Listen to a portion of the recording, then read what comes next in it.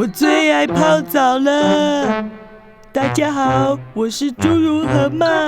虽然体型比河马小很多，但是习性其实跟河马是差不多的。你们千万不要把我当作是河马的宝宝哦。我们动物园园区有2种河马，一种是大河马，一个是侏儒河马。其实你可以去仔细观察一下大河马跟侏儒河马，其实它们2个还是有很多不一样的地方哦。比如说小河马，你可以看到它的身上的汗液的颜色跟大河马是不一样的。如果你仔细看的话，你会发现小河马的汗液呢，它是白色的。那个我们园区的大河马，它的颜色是红色的哦，非常不一样。然后再来就是你会发现体型上它们也有很大的差异哦。我们的侏儒河马呢，它的体型是比较小型的，然后呢，大河马的体型非常大哦，有时候它的体重是好几百公斤哦。那再来就是说，它们的食量也不一样哦，小河马跟大河马吃的东西也都不一样。这些很多东西呢，其实你都可以透过近距离的观察呢，去发现，其实野生动物其实很多地方都还蛮有趣的。除了体型的差异，其实仔细观察，侏儒河马的眼睛在头的2侧，不像河马长在头顶那么突出，而头型也比较圆较短，而它们的肤色也不相同，还有侏儒河马的脚蹼也略为明显哦。我们的侏儒河马有2只，然后一只叫做秋吉，一只叫做春元。那我们之前在做医疗或者是其他观察的时候，可以发现，其实秋吉跟春元都是非常的害羞，然后也非常的胆小。那像以他们2只来比较起来的话，其实秋吉会比春元比较再胆小一点。秋吉就是比如说遇到一些小声音啊，或者是一些不一样的人走来走去，发现他的时候，他其实就会比较害怕，不敢靠近。但是春元就比较没有那么严重。Hello， 大家好，我是秋吉，是一只又帅又可爱的侏儒河马。大家都说我胆小，其实才不是这样呢，因为我的个性比较谨慎啦。然后相反的很奇怪哦，你在园区看到他们的时候呢，他们在展示场的时候就不一样哦。秋吉反而喜欢在橱窗前面呢去跟民众做互动，然后会主动的靠近民众，然后让你们很近距离的去观察到一个河马的整个轮廓以及特征。但是春元就比较不一样，他反而不喜欢跟民众互动，这是很奇怪的地方。我温柔可爱，娇小玲珑，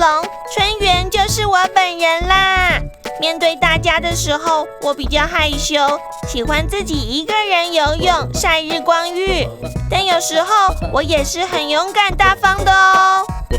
那通常我们在做医疗的时候呢，我就觉得像秋吉啊，如果说像比如说他的脚受伤，然后我们想要帮他喷药，这时候我们就会用一些方式把他引过来，不然我们就会喷不到药。那我会请我们的保育员呢，拿那个他最喜欢吃的红萝卜，把它靠过来。可是，一开始呢，他会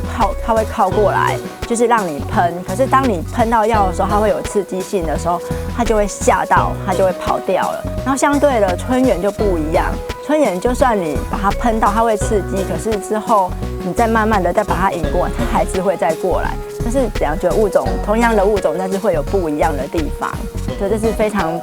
很值得大家可以一起来动物园观察。其实动物观察里面，你也可以发现每一种一样的物种，它会有不同个体上的差异。就是透过观察呢，你们可以发现不一样的乐趣。那如果来我们这边的话呢，小朋友在看的时候呢，就不要拍打玻璃，然后也不要用闪光灯去吓到他们，因为闪光灯对他们眼睛来讲是对于非常严重的伤害。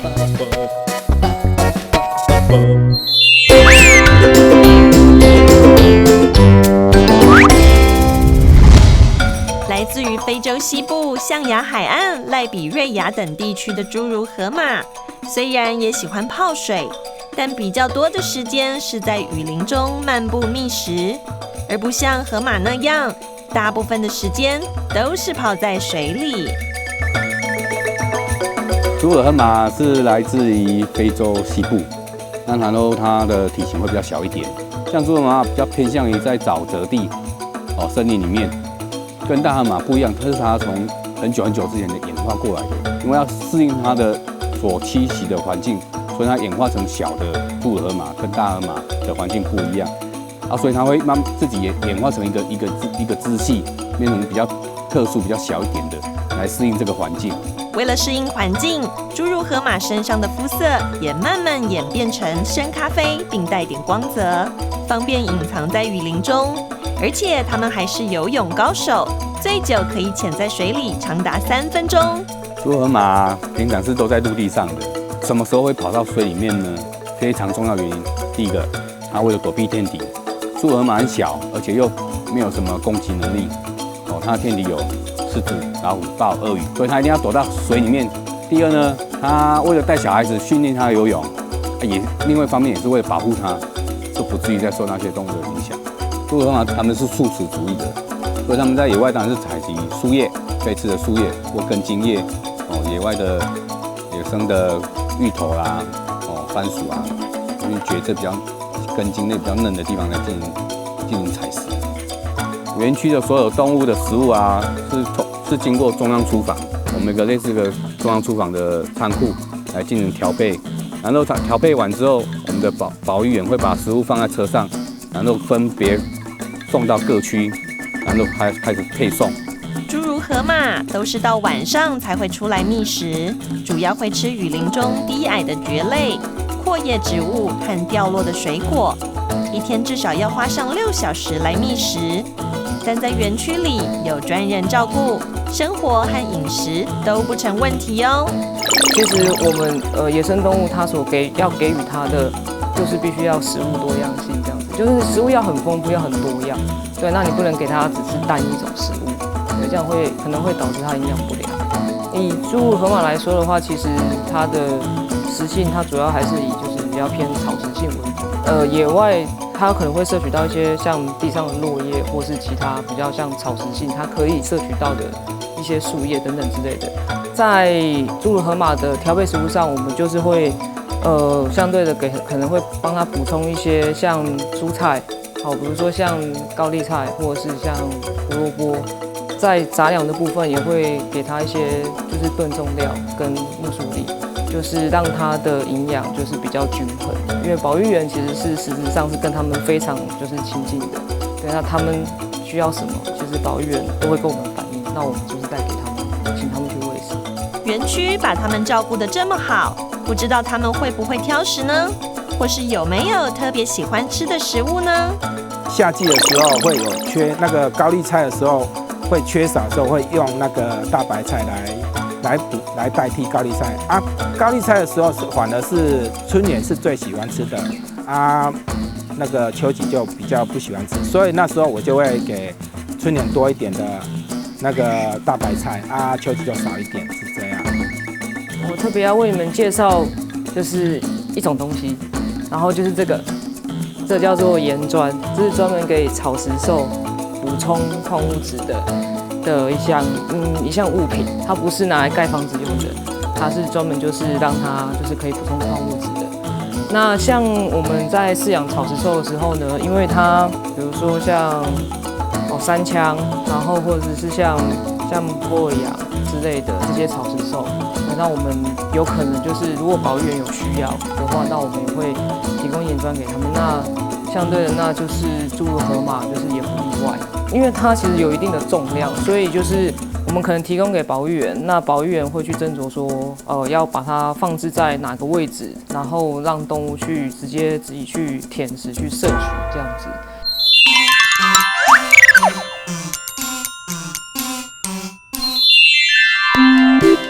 怎么样？我的水中芭蕾跳得不错吧？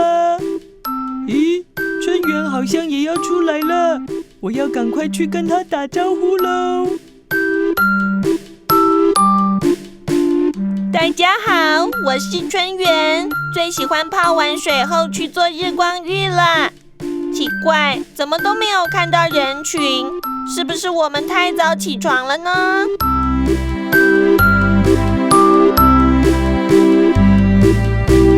那有没有看到那个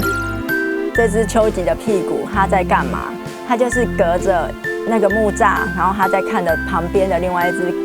那个春园。那为什么它会看着它？因为一只公一只母，它们会互相吸引。那我们的秋吉跟春园呢，其实他们感情非常的好哈。那我们经过几个月的观察，发现其实秋吉很喜欢跟春园在一起，然后春园对它也没有排斥。所以当动物的个体两个，我们在观察之后呢，发现它其实没有很大的冲突，甚至于很喜欢在一起的时候呢，我们就会考虑让它并群。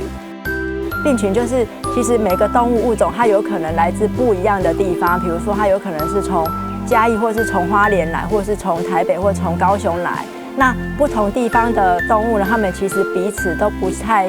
熟悉对方，那也不知道他们彼此能不能接受对方。所以我们在让他们在一起之前呢，我们就会有先做并群的讨论，然后以及观察，然后来评估说呢，他们适不适合在一起。对，那如果说我们发现他们其实没有在一个隔离的设施下面呢，如果没有吵架、没有打架之类的，然后也没有互相不理对方啊、不想相处啊这种状况发生的时候，我们其实就可以考虑让他们在一起。每次只要隔着栅栏，我都觉得离春园好远哦。医生阿姨，我们的感情已经很好了啦，可以不要一直隔着这个栏杆对望吗？那目前呢，因为我们动物园的设施呢还在准备中，所以暂时呢还没有办法让他们就是还能在一起。那等到我们的设施完善之后呢，我们就会开始准备去做并群的动作。侏儒河马虽然比大河马小很多，但还是有威胁性。当它们需要进行医疗行为时，兽医师又该如何处理呢？通常呢，它在我们园区里面呢，我们需要面临的健康检查呢，比较困难的地方是因为他们在做麻醉的时候比较麻烦，所以呢，我们通常会从几个地方去着手，先目眼，就是先观测它的健康上有没有初步的问题，比如说我们可以看看它的体表有没有外伤，然后我们就会来评估它的状况，是不是需要打针吃药或者是喷药。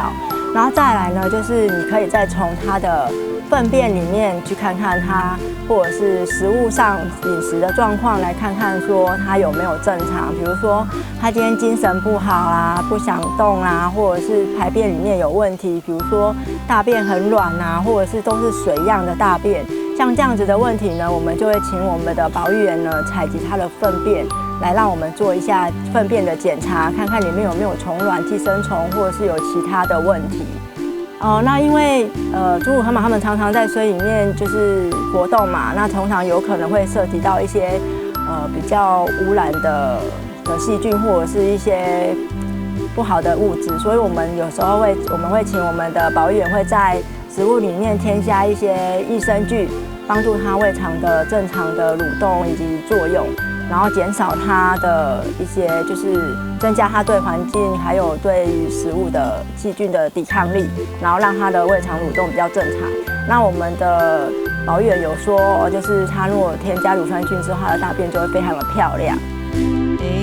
侏儒河马身上一粒一粒的汗珠，是不是表示它们的汗腺发达？还是因为天气太热，所以在流汗呢？河马的体表会分泌一种很像水珠状的东西，那个就是人家说它会在流汗，其实它那个不是它的汗，那个严格来讲呢，它是河马它的体表分泌的一种可以保护它皮肤的东西。像我们在做医疗的时候呢，在检查的时候，有时候可以靠近它，然后我们有机会可以摸到它的皮肤呢，可以发现它的皮肤摸起来有点滑滑的，那你就可以知道它其实是粘液一样的东西附着在它的皮肤表面。那为什么它会有这个东西呢？就是因为河马它本身的皮肤呢，它如果说长期在户外的时候呢，它就容易会产生干裂。就像我们人如果常常在一个很干燥的地方啊，我们也是皮肤会容易裂开。就是河马它保护它自己皮肤的机制呢，就是它会分泌这样的物质，然后来保护它，让它长期间如果在岸上的时候呢，不会被就是弄到太干，然后就是皮肤会裂开，然后受伤流血。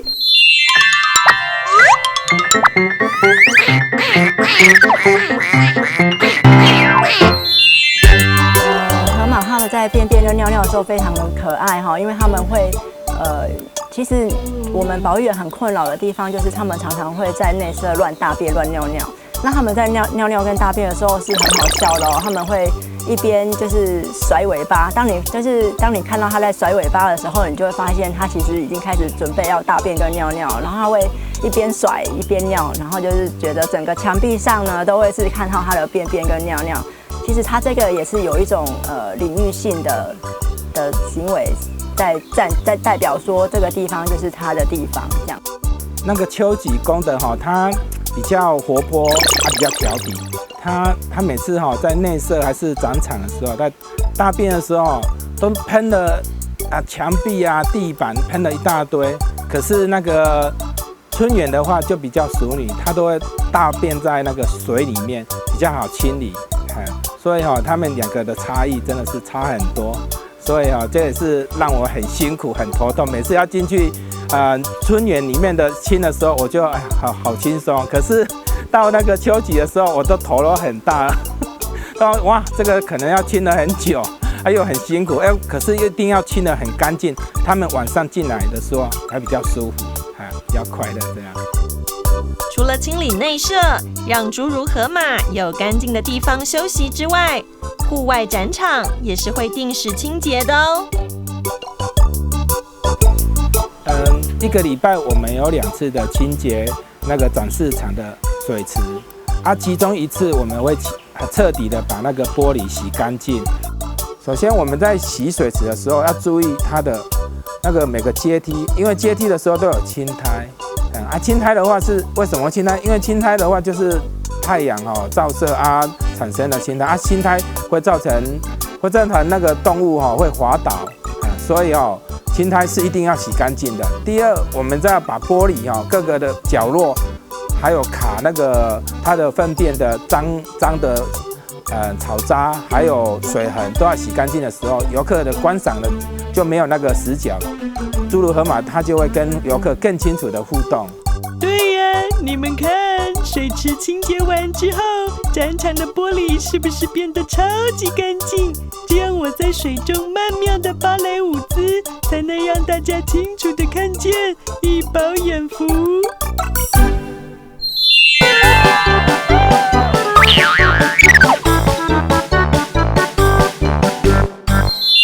好的，应观众要求，就来跳一支舞让大家欣赏。来宾请掌声鼓励鼓励。春园秋吉是我们园区的镇店之宝，为什么呢？因为这2只非常的可爱，然后大家可以看到我们的设施是属于陆地上跟水中都可以看得到的，然后尤其是秋吉，跟民众互动性最高。小朋友如果来这边看它，你只要跟它挥挥手，它会在玻璃里面，在学狗爬式那跟你打招呼。那所以欢迎各位小朋友来这边寿山动物园来看这2只可爱的侏儒河马。